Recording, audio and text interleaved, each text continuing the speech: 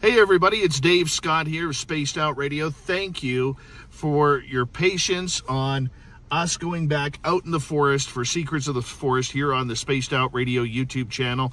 And unfortunately, Tim James is not with us. He's still battling his health issues.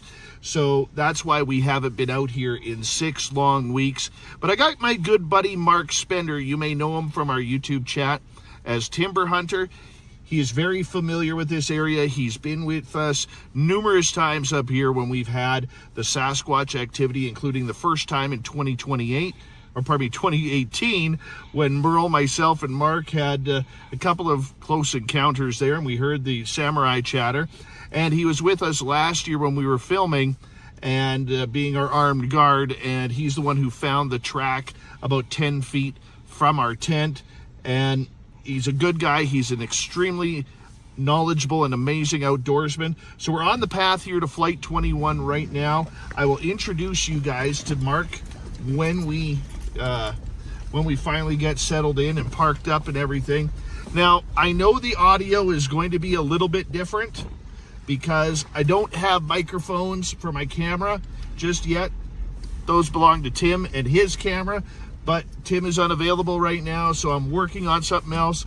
So forgive me for the audio, forgive me for the shaky video, because Tim still has my gimbal, which I got to get back from him, but he's out of commission right now. I can't wait for him to get better and hopefully get back into the field with us, because it's a good time out here. But nonetheless, we got little Marky Spender. You got me. This is Secrets of the Forest. If you look at this drive, how much more secretive could it get?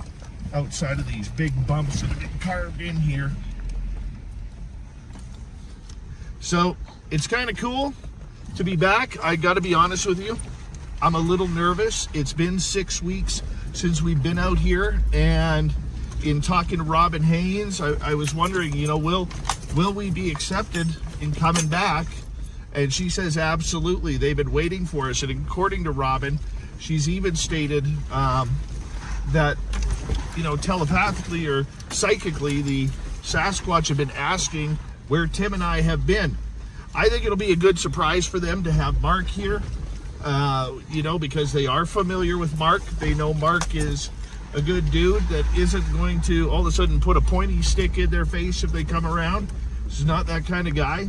But we're about to have some fun. And I'm curious to see if anything at the gifting site has moved. I'm curious just to feel the energy of the area.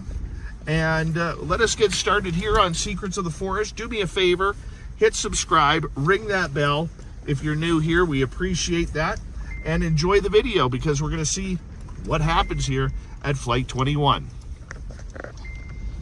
Hey everybody, it's Dave Scott here. We are out at Flight 21. And this guy over here, that's little Marky Spender. And like I said just moments ago, it's been about 6 weeks since we've been out here. And Marc has a good history with this place. Marc is not only a hunter, a hunting guide, an animal tracker, an animal trapper for pretty much the last 80 years of his life, okay? But he has also developed his intuition a lot, where when we're out here, he does get feelings about what is going on. And Marc, I just want, if you want to come just a little bit closer to, let's trade sides, because you're quieter than I am. But it's been a while since you've been out here, and once again, I apologize for the quality of audio.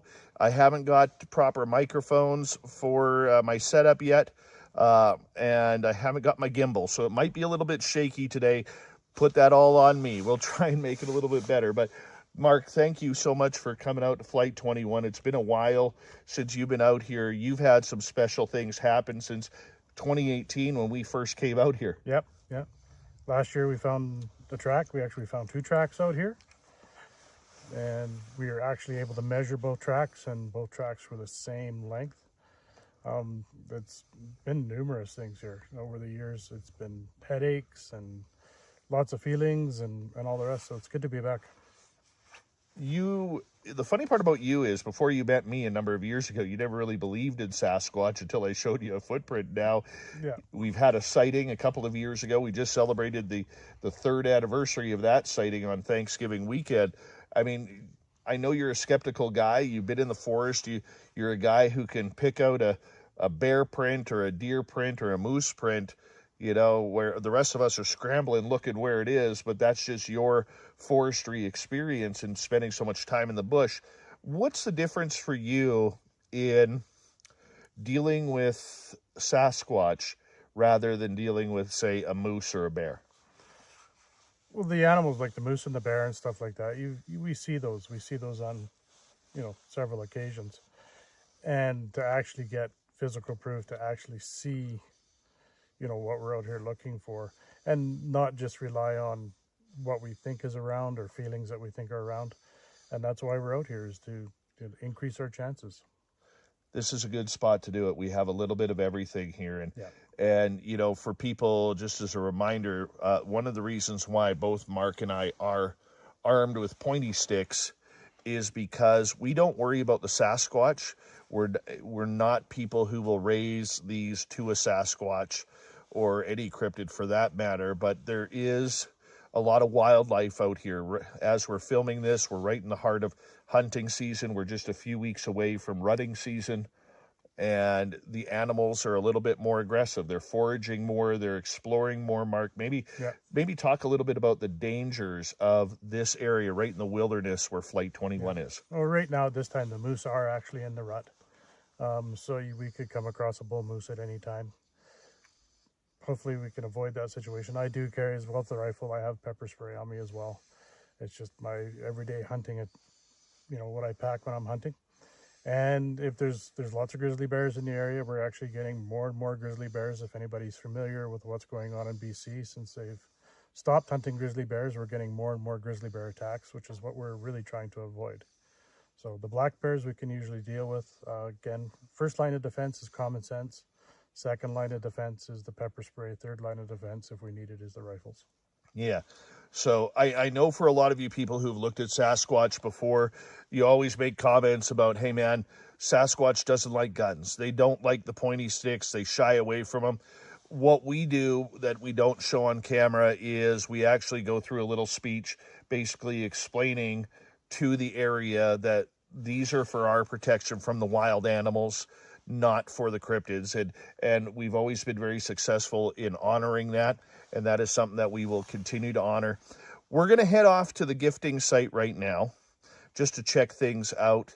Once again, it's just kind of me doing everything. I don't have my gimbal with me. It's still with Tim. And so if the camera is a little bit shaky, we're going to take care of that. I'll try and film the best I can. A little bit later on when we get back from the gifting site, we're going to sit down with Mark, because we've had a couple of real big experiences here, especially in 2018 and then again in 2024. And I would love the audience to be able to see what your thoughts are on everything, because I know the last time we were here together, it was a little haywire. Yeah, well, you asked me what I thought was going on, and then you actually talked to Robin afterwards, and we hadn't conversed with her previously, and she said exactly the same thing as what I said. Yes, indeed. So, well, let's hold the suspense on that one, and let's grab the camera here, and we will talk to you guys very soon as we start our trek into Flight 21. The familiar old trails. Now, at any time, if I have to drop this phone, it's probably because there's an animal in the way. But first and foremost, we have to see if Lee's stuff is still here. And yes, his glow-in-the-dark marble is still there. The shell and the feather are still there. So they really haven't moved in 6 weeks. Well, the feather's fallen down, but that's okay. Now, if we come over here, we're going to go to the trading tree. Not the gifting site, the trading tree, because this is where we had the marbles. And I can see one marble. Oh, there's two marbles right there. So they are still there.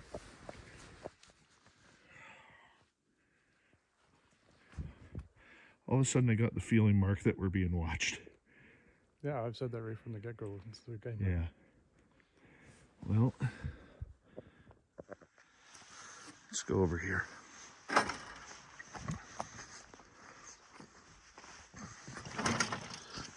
Of course, I'm pulling a Tim now and making sure I hit part of the wreckage. Now, it's really interesting. So I just want to show you guys here. Right in here, that's where we hid the last trail camera that Tim and I set up. And right here is where that giant white piece of light seemed to come down.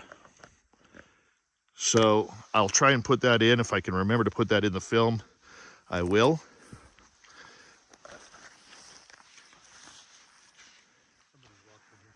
What's that? Somebody's walked in here recently. Oh yeah? Where do you see the prints? Oh yeah. There's been a deer here. Well, let's go take a look.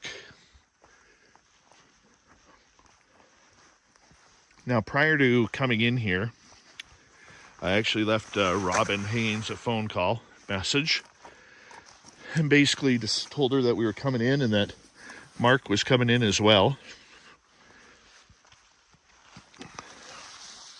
And didn't get a chance to talk to her, but I know that she was going to be telling me that we're on our way.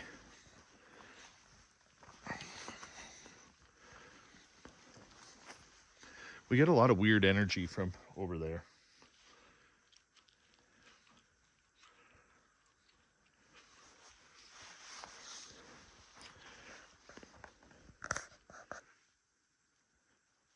Both of my ears just went weird.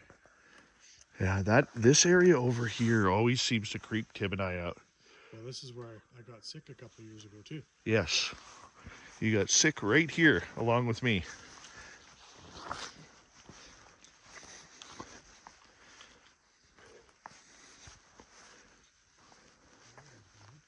What's that? Coyote's been here. Marc said the coyotes have just been here. Oh, there's that strong, pungent skunk smell. This is what I was telling you about, Marc.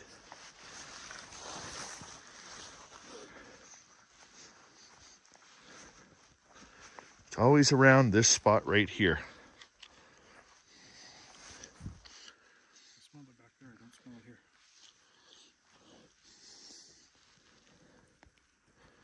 There it is. And it seems to move. Like, we'll go to the gifting site. So the gifting site is at that tree right there. And when we go to the gifting site, when we come back, that skunk smell's going to be gone. Usually is. Last time, the skunk smell, Marc took off into that area that we all get weirded out by. Yeah, you just get faint whiffs of it. Yeah. I did see a skunk yesterday. I know. That's weird. The first one I've ever seen. Explain, you've been up here 12 years? 15. 15 years. Explain how rare it is to see a skunk up here. I spent a lot of time in the bush. Just as an example, this weekend, I've had Friday, Saturday, Sunday off. I spent Friday doing something else. Otherwise, I would have been out here all day Friday. I spent from dawn till dusk out here pretty much yesterday, just looking for deer. And then again, we're out here again today. So this is my wife is a hunting widow, as she says it. During hunting season, I am in the bush a lot. So when you smell something like this area here and this all around us here, kind of having a faint skunk smell, what's your thoughts? But it's coming and going. Yeah. It's only like as you take a step, but there it is, and then it's gone. Like it's happened twice now since we've walked in here to me, but it's not staying, so it tells me that it's not a skunk. Well, and that's the thing. And skunks don't smell until they're actually threatened or anything like that. Yes. Well, let's go to the gifting site and see what's going on.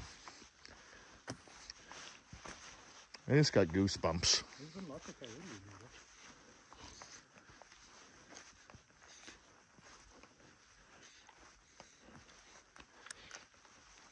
I can already tell that our feather has moved.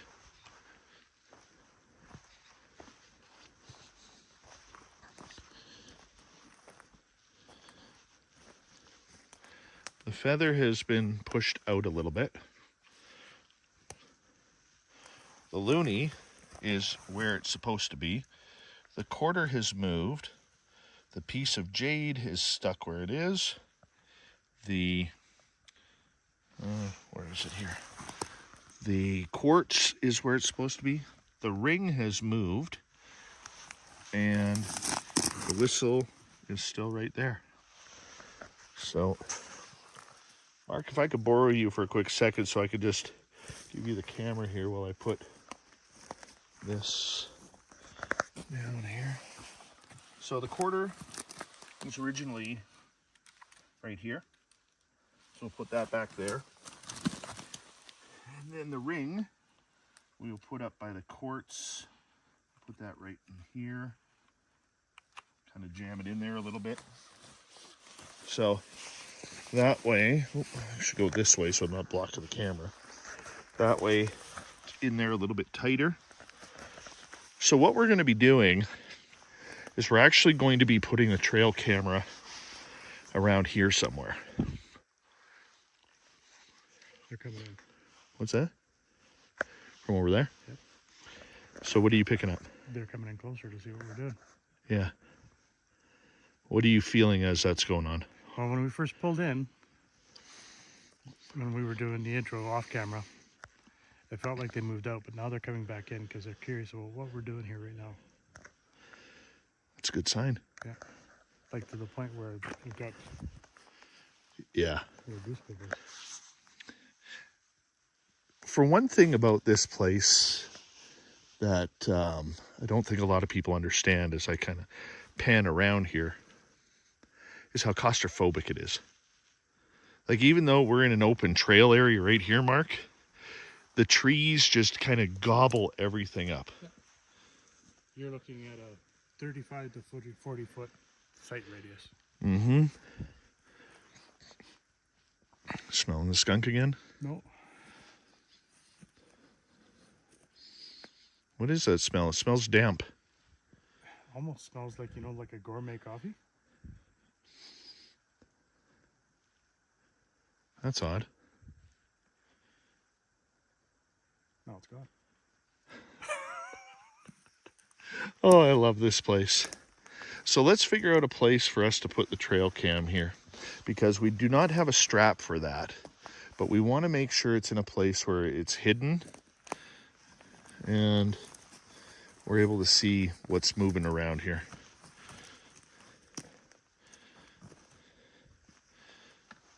You're probably going to want to open it and turn it on.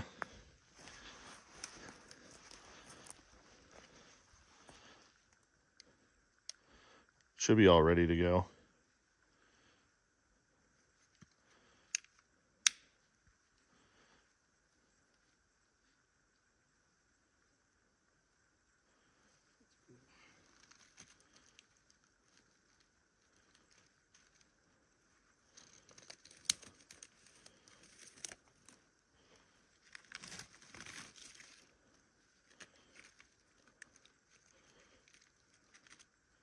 So what Mark's doing right now is he's breaking up the shape of the trail camera.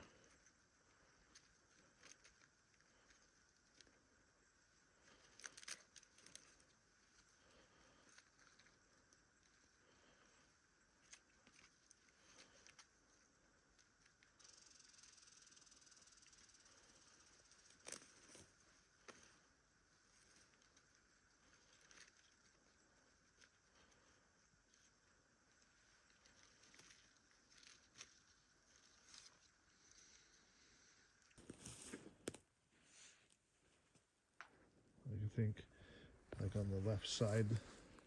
We could build it up more like a tunnel. Yeah.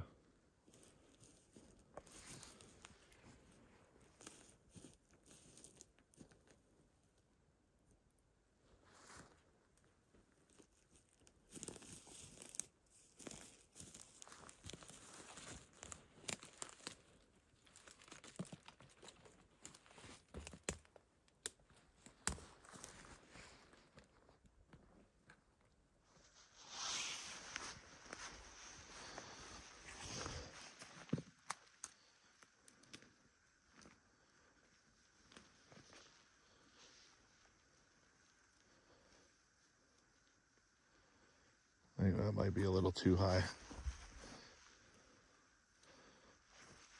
On the left side there, right where your fingers just were, There's a little bit of a triangular hole there. Like if we could stuff some moss in there, that'll really break it up. A little bit more towards the camera. Yeah, that's perfect. That now we're good. Yeah, that looks way better. Where is the camera? There it is. Hey, this is your first time where I can show you where that poop was. Yeah. I haven't been up here for a year. Well, I feel like we need to walk slow into there. Like there's eyes on us. Oop.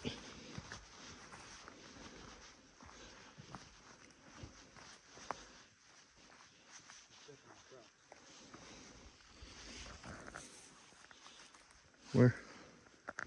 I actually stepped right around here, but I thought that was. See, there's a wolf in here too. Where do you see a wolf track? The wolf got right there, right in front of you. Oh, the wolf scat. Well, let's zoom in on that. Right the end of my boot. Wolf poop.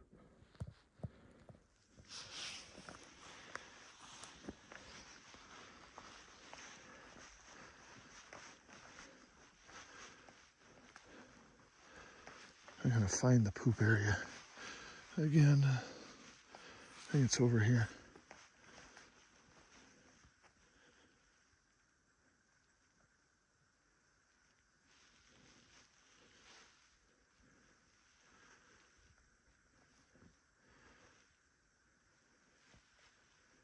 It is so quiet here. There's no birds making noise, no squirrels making noise.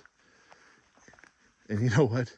I know it's only been like 6 weeks, but it seems like the trees have got bigger.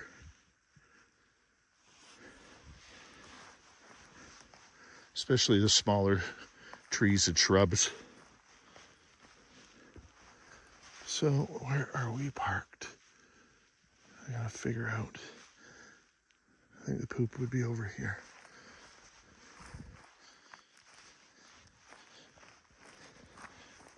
Moose Dookie.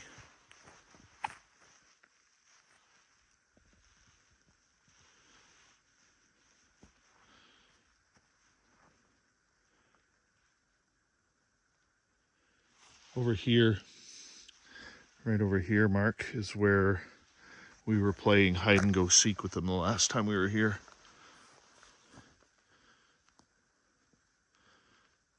There were 3 of them.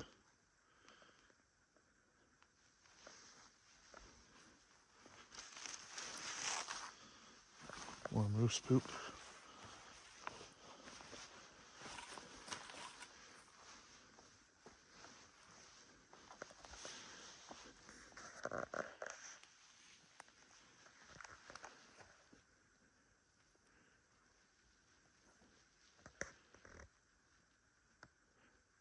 I'm goosebumping all over right now.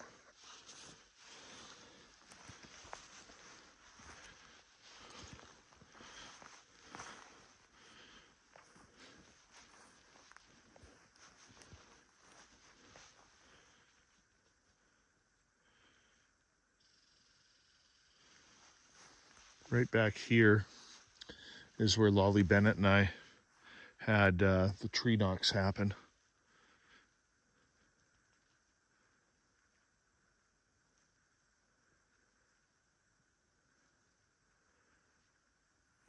It's quiet. It's very quiet.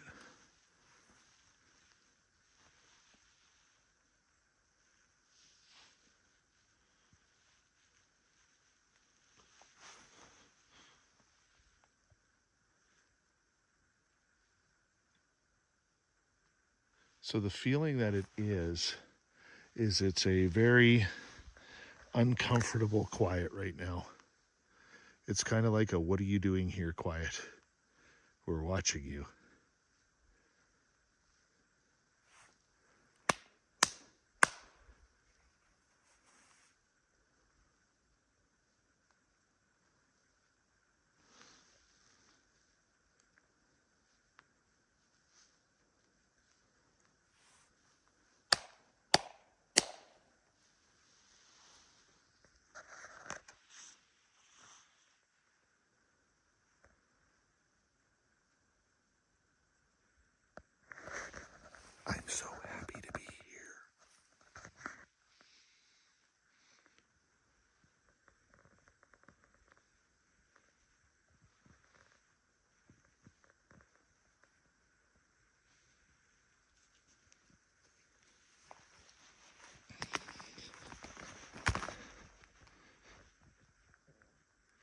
Well, thanks to my quietness, I definitely know we're here now.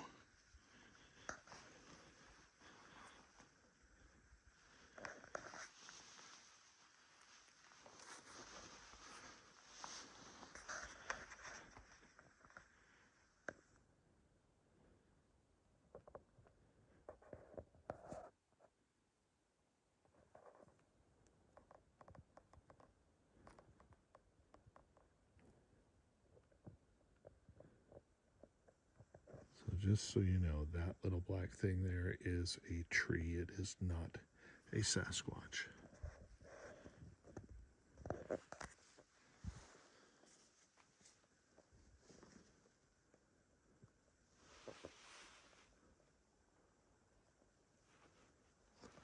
want to show you where that poop was. Get your opinion of it. It's back over here.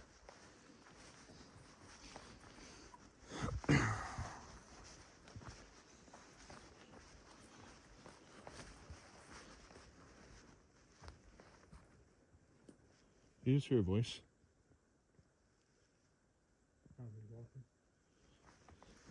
Sound like a voice coming from in there.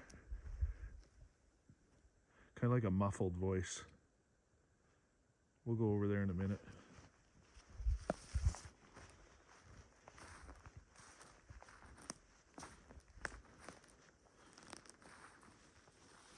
Yeah, it was this way.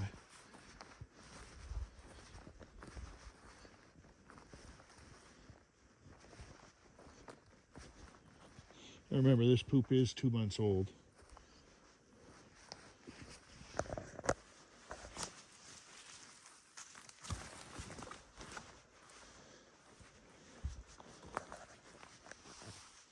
There it is.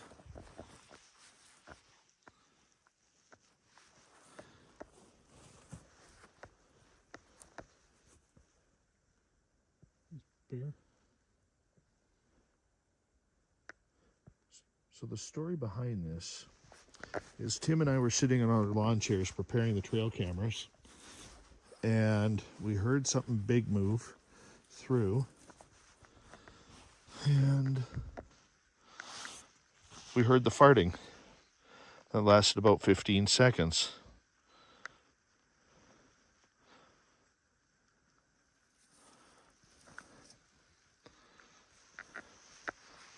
Here, let me see that on camera. Hard to tell, it's so dried up now. I know, it's real old. Right now it's 2 months old. We have samples of it. But the interesting part about it is where it happened. And I've never seen bear poop like that.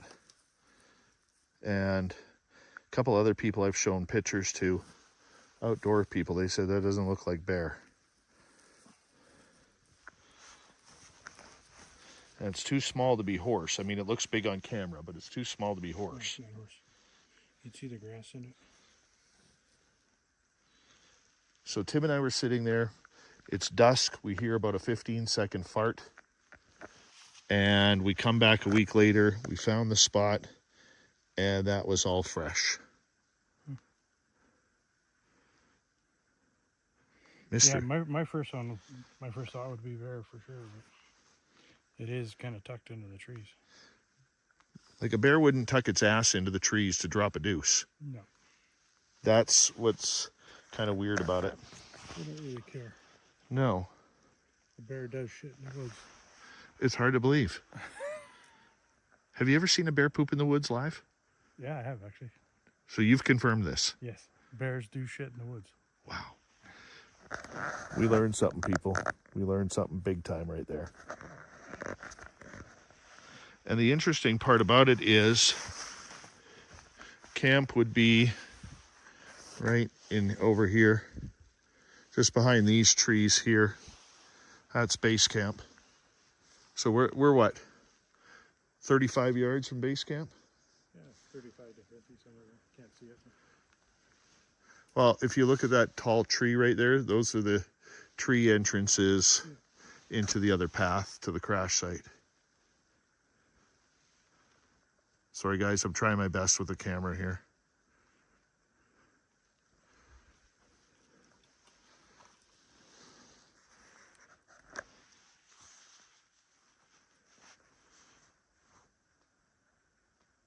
What you feeling, buddy? Trying to listen.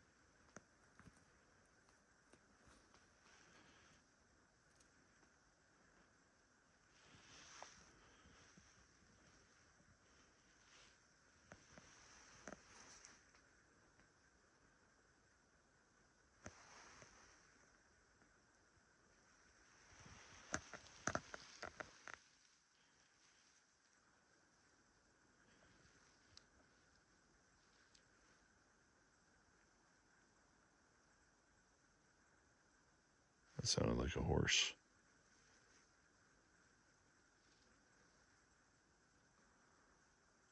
Hard to hear with the wind going, doing what it's doing. The ravens are here too, so.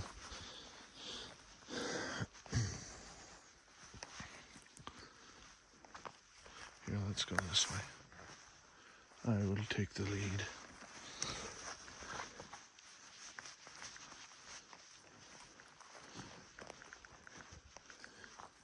I'm going to take you to the meadow. So Marc was here, or just through these trees. I'm going to zoom in here. Marc was here. If you can look through those trees right there, there's a meadow down below, right in there. And that's not the meadow we're going to, though. In 2018, that's where Marc stood on the outskirts of that, where Merle and I walked in here looking for more wreckage. And it was over in these trees right here that we heard the samurai chatter. But Marc, you know the meadow I'm taking you to, I believe. Yep. All right, that's the gifting site tree in the middle. As long as we have that as our reference, it's easy to not get lost.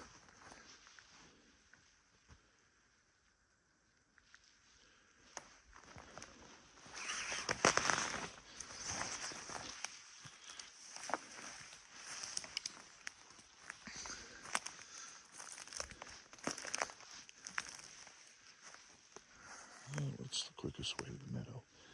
This way. It's the easiest.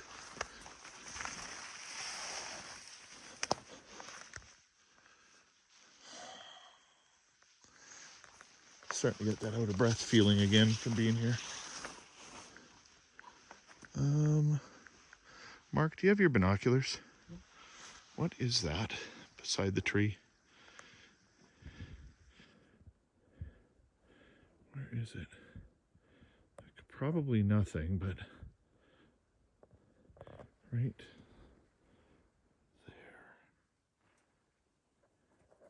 there. It looks like a head, a dark head. Just straight through, I'm trying to get the camera on it, straight through by that big tree over there. At the end of the log. Well, let's make our way up there. See what we can see. So Tim and I came in here the last time we were here together. Tim saw something run through here bipedal. And then it was over here by the gifting tree where he saw the one kind of pop its head up and then duck down. So that's just over here.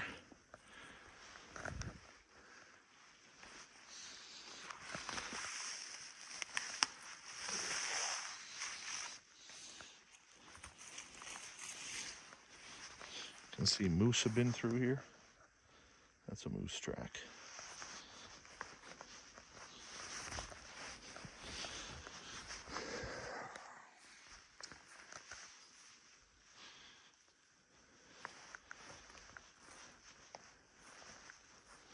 Not as hard to breathe in here today. We lost oxygen in this spot here. And what do you think of this?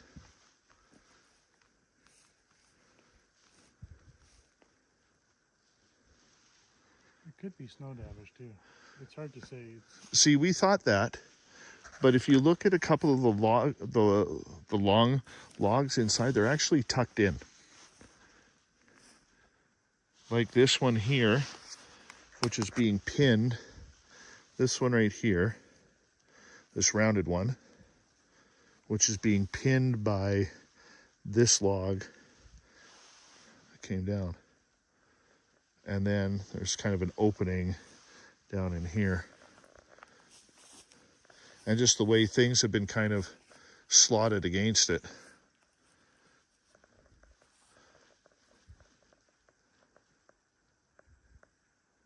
Well, if there was anything that laid down in there, it didn't crunch the moss or anything though. I don't think they finished it. Because when we first entered this meadow years ago, this wasn't here.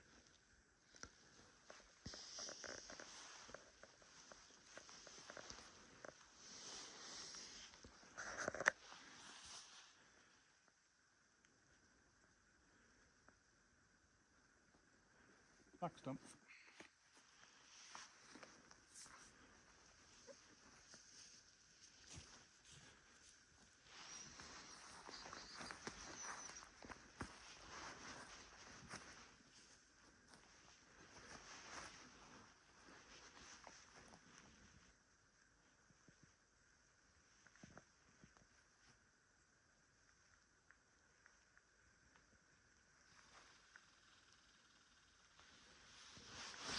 I'm gonna be honest, it doesn't feel comfortable back here today. How are you feeling? I'm okay so far. I've just been looking. Feeling a little nerved up right now. But then again, when am I not? Right?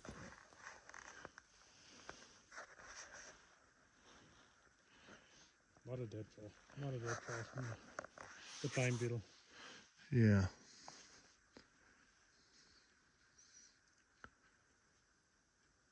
You guys want to come say hello?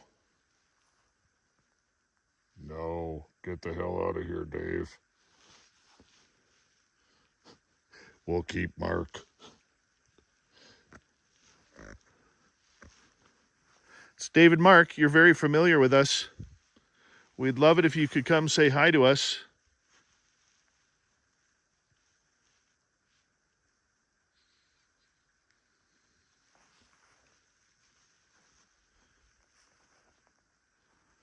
Could you please let us know where you are? We know you're around.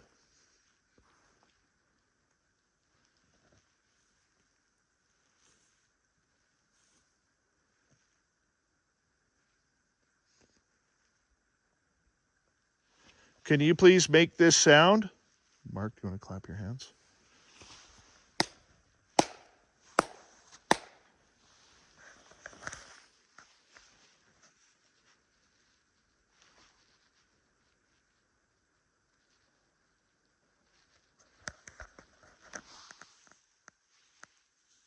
Sound like a tree in the window.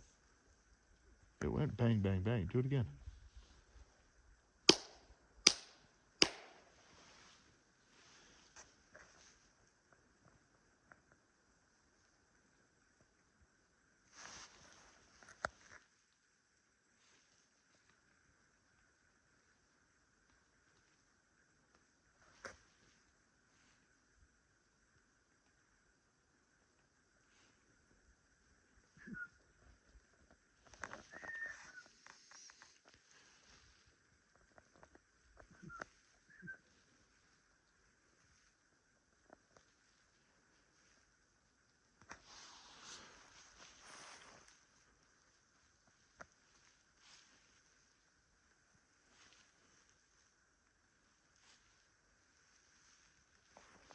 Something drops its eyes near us. We should have wore brown pants. Yeah. Right.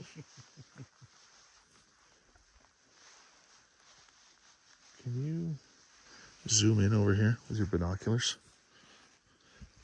Right beyond this tree, there's like a black, it's probably a stump. Was that a stump? Yeah, it's a down tree. Is it? Let's see if we can get it here. Yeah. Right there. Shape of a head. Pareidolia, my friends. Pareidolia.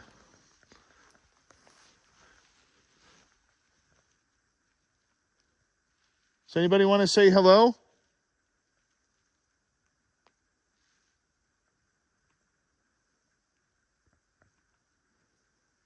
We know you know we're here. We'd love it if you could let us know where you are so we could say hi.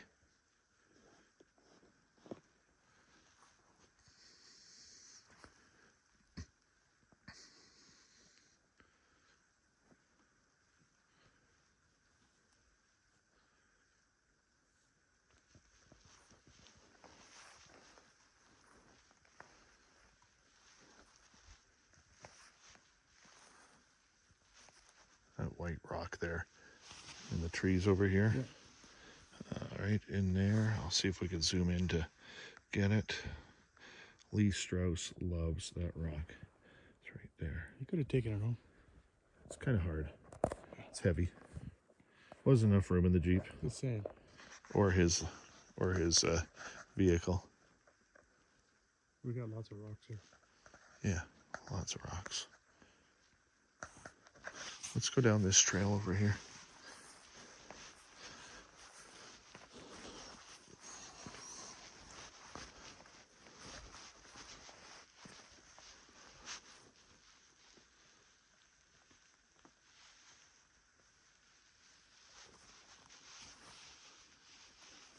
Ah, it's the whiskey jack up there that's making noise.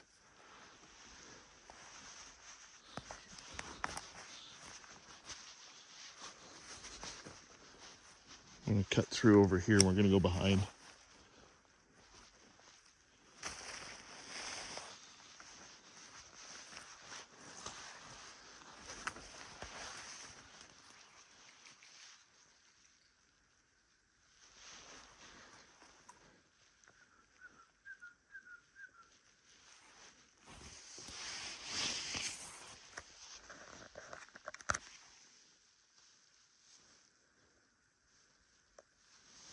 That's a sapsucker. That was the first bird you saw was a sapsucker. He flew to that tree. Yeah, And now he's back. This one's a whiskey jack or Stellar J. nice. That was a sapsucker. Well, let's go down the trail over here.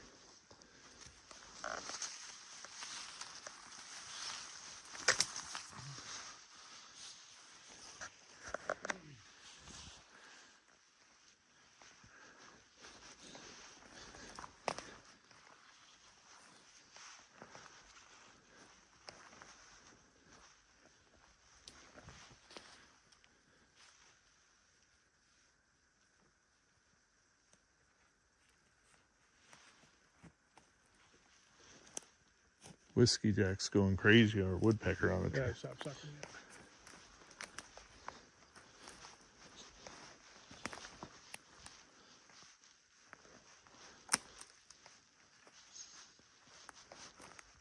So Robin Haynes doesn't like us going beyond this point right here. Basically what she says is beyond this tree here going this way, it's that's their territory. We're not really supposed to cross into here. So we kind of abide by that. There's the rock that Lee loves. Hi Lee, I miss you. You're so extra small.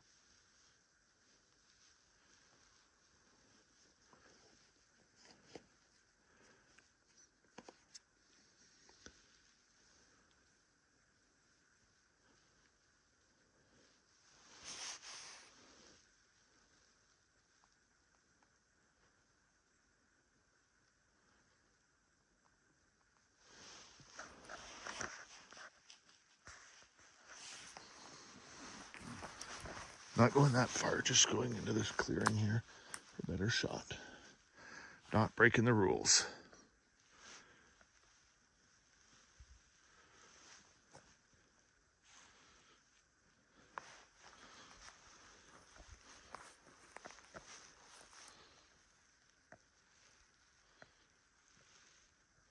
Something's been using this trail.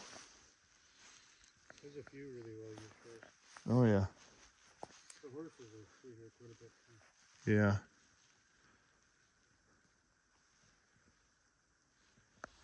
That looks weird, but it's a piece of wood. I don't know if you can see it. Looks like a little head right there. It's a piece of wood. Yeah, right there. People will look at it like, what is that? No, it's not a head. Oh, it could be dirty filth because he's bald like that. Could be. I don't know.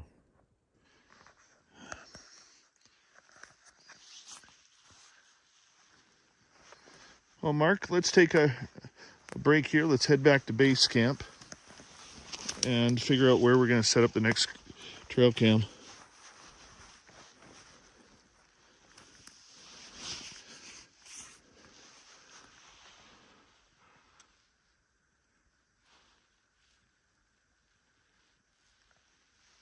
I want to take that tree down.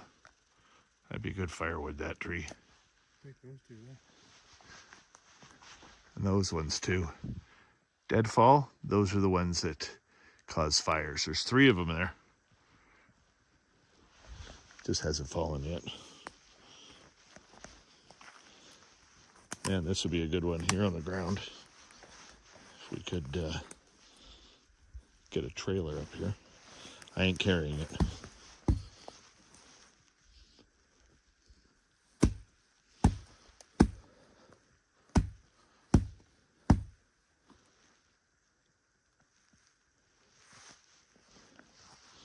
I bet they're waiting for us to go back to base camp before they scare the hell out of us. What do you think? I don't know, did that and now I got a headache. What's the headache feel like? This is my usual one right up here. The last time we left that one time and I got the headache, the ice cream headache, that's exactly what it is. Yeah, it's happened to us before, man. Yep. All right. Keep our eyes open here. It doesn't feel, at least I don't feel, Mark, that we're being watched as much right now. Oh, there goes. Huh? There goes.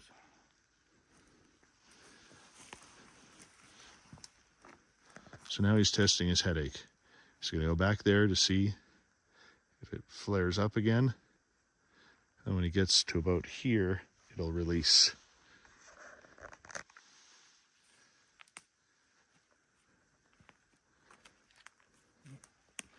Is it releasing? Yeah, all around.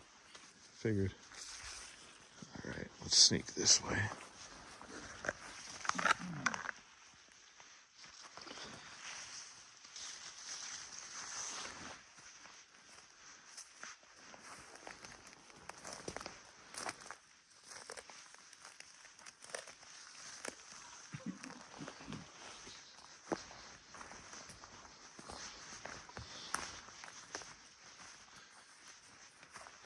Once again, we always keep understanding where the gifting site is, so that way we can make sure that we can get back. Mark and I were talking on the way up here about how it's so easy to get turned around in the forest, and it happens in familiar areas that you don't even know.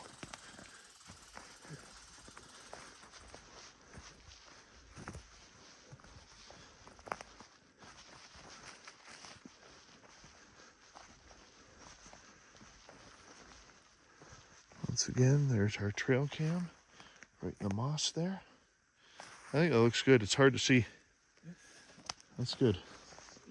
And we'll see who comes up here. See if the skunk smell comes back too.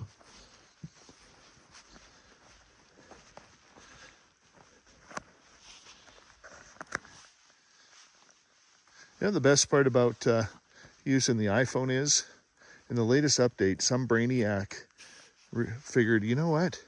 Let's take away the reverse camera from the picture, so I can't flip it back to me. There's the skunk smell. Boy, that just hit hard. Where are you?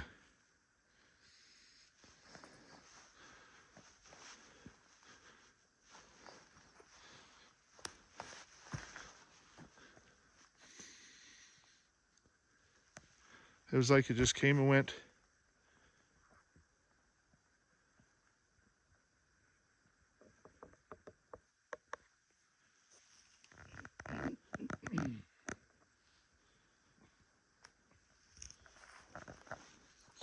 And remember, guys, we're only 2 sets of eyes here. So on the video, if you see something move, if you see something run around, please tag it and make it in a comment below. We'd greatly appreciate that. Something tells me we've got to walk real cautious around here right now. I don't know why. And whatever it is, better not be in my vehicle eating my sandwich, because I'm hungry.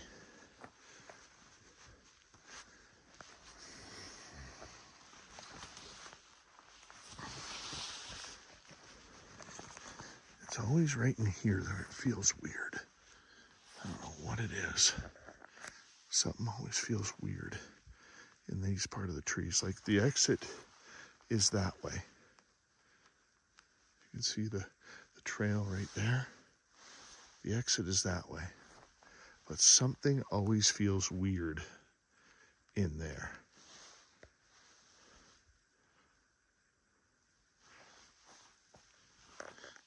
What you feeling, buddy? Not feeling it. It's good that thing with. Well, let's go back to base camp and we can move on over.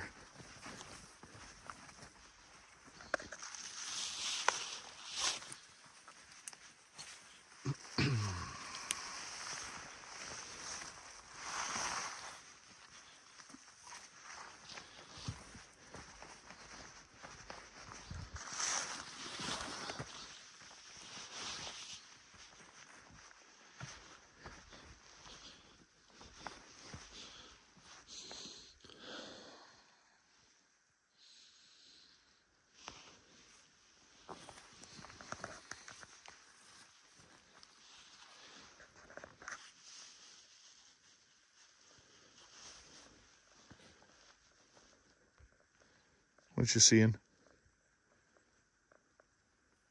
Just trying to see if anything, you smell anything, any hear anything.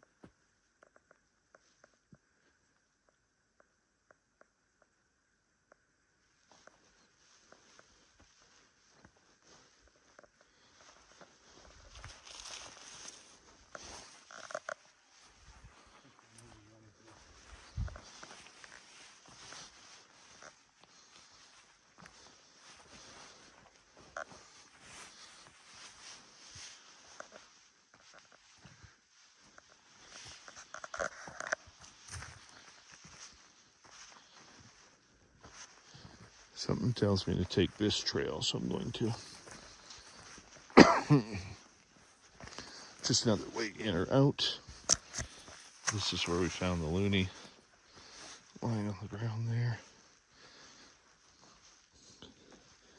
Don't see anything out of the ordinary.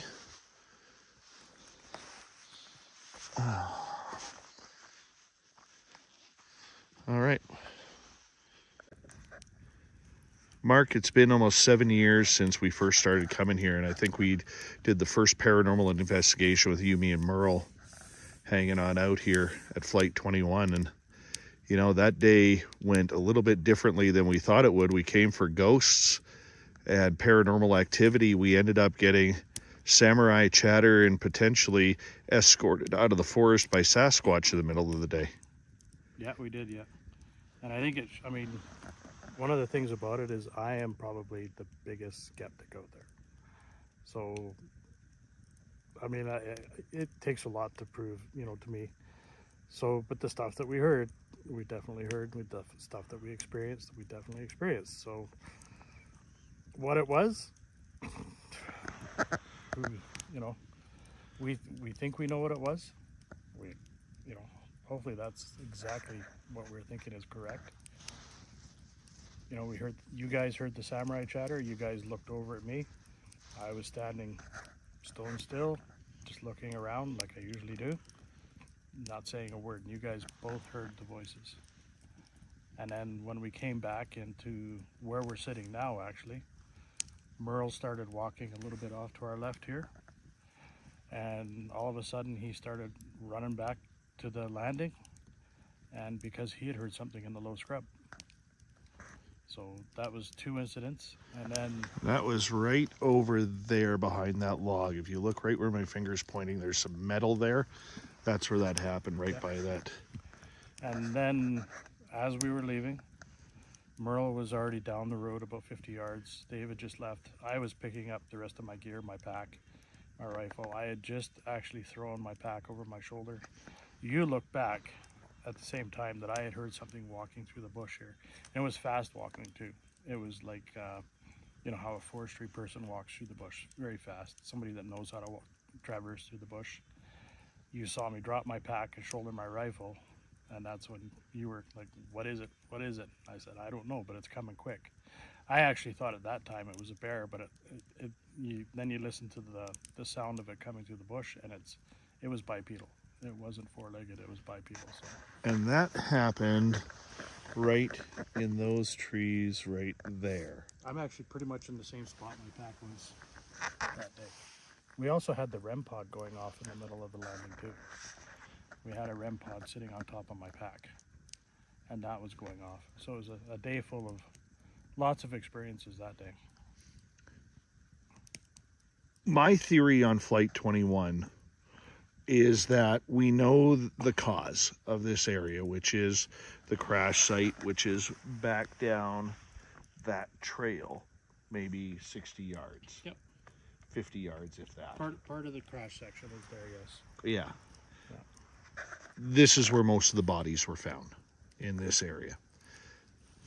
So if we look at that as the cause, as an outdoors person who's tracked animals, you've been a wolf tracker, you've been a mountain lion tracker, you've been a hunting guide, you've spent the last, pretty much all your life in the forest. Yeah. As much time as you can. You've been face to face with grizzly bears, you've been face to face with black bears, Yep. You've been face to face with 1,800 pound moose, and everything that the British Columbia wilderness has to offer. What made you think that when you were standing in here in 2018 that was something bipedal coming at you? You learn to distinguish the sounds in the forest. You can hear when something's four-legged. You can hear that coming through the forest. You can definitely tell that there's 4 legs moving. It was almost, because I used to work in forestry as well. I was a forestry engineer and silviculturist. It sounded like somebody, how we used to walk through the bush. It was quick, it was fast. It was, when we're engineering and running deflection lines and stuff, you're basically running through the forest. And that's what this sounded like to me. Not the rain gear so much, that swish, swish, swish, but you could hear the footsteps coming. And I have no explanation. Nothing did pop out. I did not see anything, but I definitely heard what was coming through the bush. And I now, after spent 25 plus years in industry, sawmilling industry as an electrician, my hearing is really bad. So if I can hear it, it's got to be close. How did you feel when you started to recognize that it was on 2 feet rather than 4? I didn't, it was one of those things, we know that there's nobody else up in here. Because if they're going to come into here, they're going to have a vehicle. We didn't see any vehicles. It's what is it a crazy person? Is it, you don't know. I mean, there's lots of people that live off grid. You don't know, maybe there's somebody living in a tent up here, but chances of that are slim to none. We're like 45 kilometers back from the pavement. So that's a long ways for somebody to come out here and hide out. But my feeling was, and it always is you go into a defense mechanism. It's you or them type thing. It's same as when you're facing down a bear or anything else like that. You go right into, okay, what's coming at me and how do I deal with it? We have had since then, you and I have been out here numerous times. It wasn't until 2020 when we started looking into more of the Sasquatch aspect of it all. and your daughter placed the first nickel out here that seemed to vanish, and it was traded. What do you remember that moment? I do, yeah. Yeah, Katie came out with me, and we were looking around. It was a good experience for her to see the wreckage from the plane crash and stuff like that. It's a saddening sight because of the amount of people that actually perished in the site. But for her to, I happen to have a nickel, and I can't remember what year a nickel was, from the 60s. 1969. Yeah. And we placed that, and she just wanted to leave something in the bush, as a gifting thing. That's what we were doing that day. And to have it disappear, and then I can't remember what year, was it 75? No, it was a 2019 that reappeared a week later. It was a while ago now. I don't remember, yeah. So, yeah, I mean, stuff like that has happened. When we were filming up here again, we had, I saw the footprint that was, I'm only about 15 feet away from where we saw the footprint. Right. And, at that time, we cut a stick, we notched a stick to start the end of the footprint. And then Samantha and I actually, she suggested that we go check out the other footprint, which we did, and we laid that stick. And I actually got down on my hands and knees, and you could tell where the imprint was, pushed the needles and everything down, and where they were still standing up. So that was the start and that was the end. And we laid that stick in there, and that stick was the exact same as the footprint that we found inside the landing where we're sitting now. Going back to that 2024 incident that you were just talking about, once again, let's reiterate, you're a guy who, prior to meeting me, you never believed in any of this stuff. No. And you know what? You have infested my head with the outdoors game. I've kind of infested your head in the cryptid paranormal game. Prior to this, you didn't believe in Sasquatch, and now what do you think Sasquatch is? I mean, you've experienced it. You had an encounter with me and two other people, including my son, in 2022. Flight 21 seems to be a very active area. How do you feel just about the entire Sasquatch occurrence now? It's I relate it to stuff that we've seen in the paranormal. The investigations we've done in the paranormal, and there's no explanation of why something happens. And then you translate that to Bigfoot, and I mean, the amount of time that I've spent in the bush is, compared to most people, I have probably spent 10, 20 times worth what most people actually do. I spent a lot of time in the bush, and I'm still spending lots of time in the bush. Have I ever seen something walk in front of me in the daytime that I can absolutely say, yes, that was a Sasquatch? No. But when we were out here in 2024, we were surrounded. It was right around there in the dark. And you at that time, because you watched me, and I went on because I am camp security, the rifle, or at that time a shotgun, went from being over my shoulder to a ready position, because I could hear something move from over there, and it ended up over here. And at that time, you asked me, actually it was before it actually had moved over here, you asked me what I was feeling, what was going on. And I said, there's 5. I said, there's a mom and a dad, there's 2 juveniles, and then there's like an uncle who's like the aggressive one, the enforcer. And after that, we were here.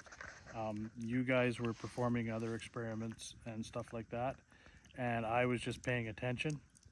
And then I believe it was Merle looked at me, and he just went, "What's going on?" Because the gun had come to the ready position. It wasn't at my shoulder; it was just ready. And that's when I said, I had that feeling that we needed to go. It was time. They were pushing us out.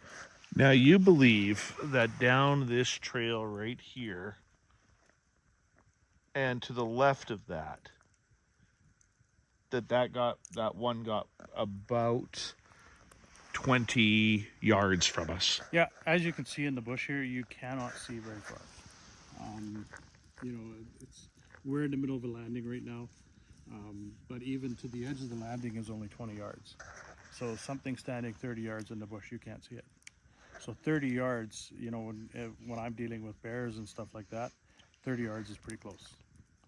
30 yards is that, you know, that's a make or break type situation where something's going to happen. And I didn't know if anything was going to happen, but I had that feeling that we were being told, time to go. You guys have overstayed your welcome. It's time for you to leave. What was it like when we started driving away and those two high-pitched whistles happened when we were driving away? That whole night, including Mike's experience back at the truck, you know, everybody's on edge. Everybody's, you know, you're amped up. I think it took us probably a good hour to set up everything that we had set up here. And I was on guard, and you guys had the whole place packed up and in the Jeep, and we were transporting stuff in under 10 minutes. So everybody was on high edge. So, you know, when the adrenaline's going and people are excited, and you know, we just knew it was time. Like, it was our time to. That's it. You're done for the night. See you later. Here's what I recall about that. Mostly everything that I have learned about safety in the forest has been from you. Yeah. Over the years that we have been hanging out, you've taught me so much on wilderness safety and everything. I mean, I go into the wilderness now. I have, you know, before I would go in, just, you know, my wallet and keys. And now I have safety supplies like helping start a fire. Yep. and everything in between. That night when you said, it's time to go, I remember looking into your eyes. I've never seen fear in you before, because you're somebody who never gets too excited. You never get too high. You never get too low. And I'm not saying that you were scared. I don't want to say that.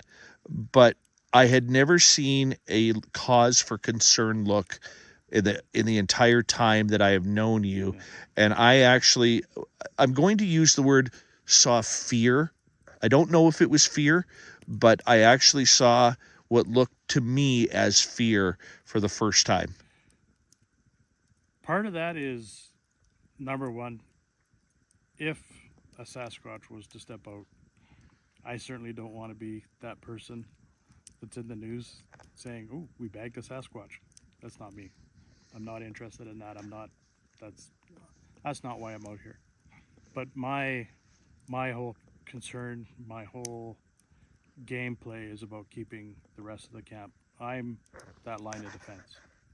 So whatever is going to come into camp, whether that's a Sasquatch, a bear, a moose, or whatever, I'm that line of defense. They've got to go through me. And my concern, even that night, was that I'm going to have to deal with whatever's going to come through the bush. And I don't know what it is, because we hadn't seen anything yet. So what am I going to be dealing with? But at that, my feelings, of course, at that time, after hearing the branches break, go through, and circle us, around us, that's not normal. A black bear, they're going to go the other direction. A grizzly, 9 times out of 10, they're going to go the other direction. Moose and stuff like that, they're not going to come in, because I think we even had a fire going, if I can't remember. I don't remember rightly. But we had lights and everything else going. So nothing wildlife is going to come in. So what am I dealing with? What am I going to have to deal with as it comes into the camp? So, that's my thing, is I'm not only responsible for my safety, but I'm responsible for all your guys' safety too. Robin Haynes, who's been on these Secrets of the Forest videos before, on the phone, kind of dictating what has happened. A lot of times she's been extremely accurate. We called her after that 2024 incident, when we all gathered at a coffee shop, to try and assess what we actually just experienced. And how shocked were you when all of a sudden she said, I felt there were 5 of them there, and pretty much said exactly what you had said: a mama, papa, 2 juveniles, and 1 big one? I wasn't, it's not, to me, I don't think it was a surprise.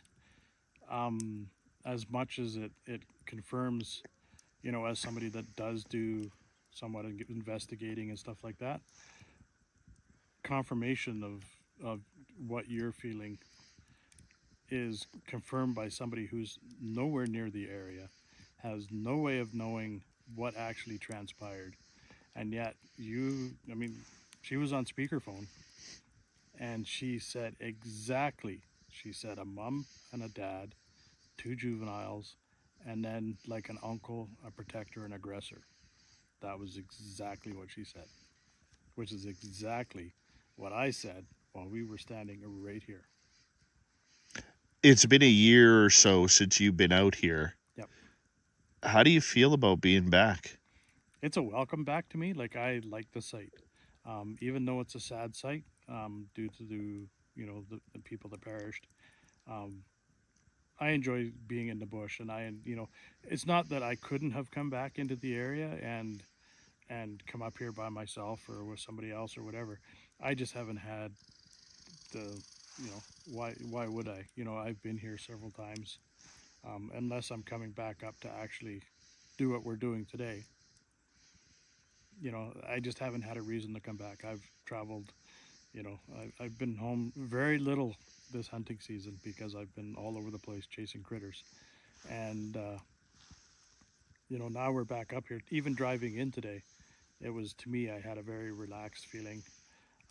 There was one time previous that when we were coming up here quite often, and I sat down on a log. I put my rifle to the side. I sat down on a log, closed my eyes, and just let myself absorb into the whole whatever's here. And that's the trip. When we were driving out, we crossed down through the gully, got up to the other side, and I got hit with an ice cream headache. And that, to me, that's something like an attachment type thing, and I just get it right across my forehead. It lasted a couple minutes and then was gone again. So there is stuff here. I don't have an explanation until something steps out. This is the skeptic side of me again. Until something steps out in front of me, I can't say, that, but that's just me being the skeptic. Mark, as you put out the fire here, why don't you lead us to the area where the other trail cam will be set up. Let's see if our people can find it. Okay.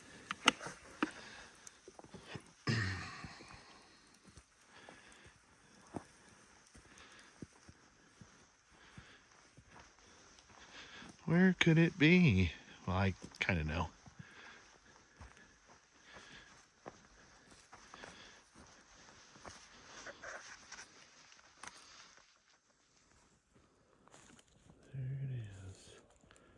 Underneath the log. There it is. Why is this a good spot, Mark? You'll capture everybody coming into the area. It's always a good idea when you're putting out trail cams to have two so you can actually see who's coming in, just in case one of your trail cams does go missing. And it's also a good area for animals crossing, people coming through. See what you capture. I think I need to camouflage it just a little bit, like a little piece fell.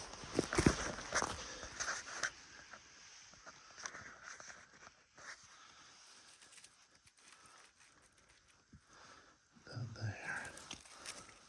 That. A little bit up in there.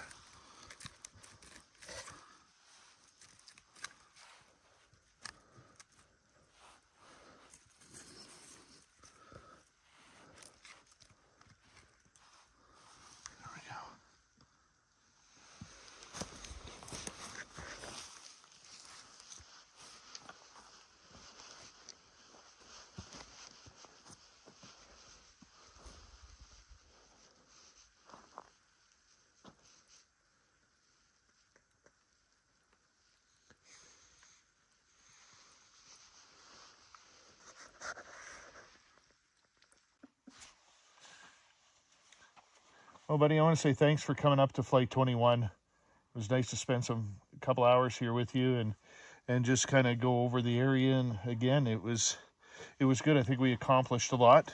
We had a couple of things move. at the gifting site. We can't tell if it's Sasquatch or not, but on the flip side, we've got a trail cam up there now. Yep. Yeah.